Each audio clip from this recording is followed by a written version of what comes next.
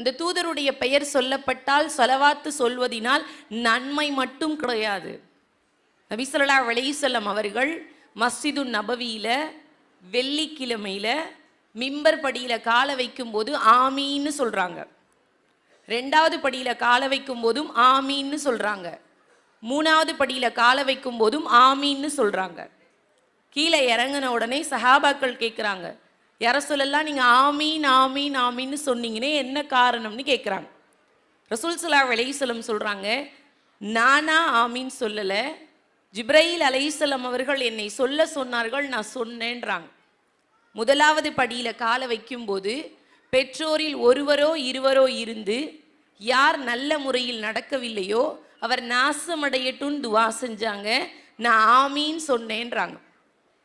2வது படியில கால வைக்கும்போது யார் ரமலானுடைய மாதத்தை அடைந்து தன் பாவங்கள் மன்னிக்கப்படக்கூடிய அளவிற்கு அமல் செய்யலையோ அவர் நாசமடையட்டும்னு துவா செஞ்சாங்க, நான் ஆமீன் சொன்னேன்றாங்க.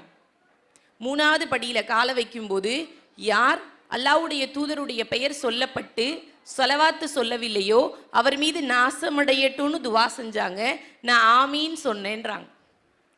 ஸலவாத்து சொல்வதினால் 10 முறை அருள், 10 முறை பாவ மன்னிப்பு, 10 முறை அந்தஸ்து கிடைப்பதை பெரிதாக நினைக்கக்கூடிய நாம ஸலவாத்து சொல்லலைனா ஏற்படக்கூடிய நாசத்தையும் யோசித்து ஸலவாத்து சொல்லக்கூடியவங்களாக இருக்கணும்.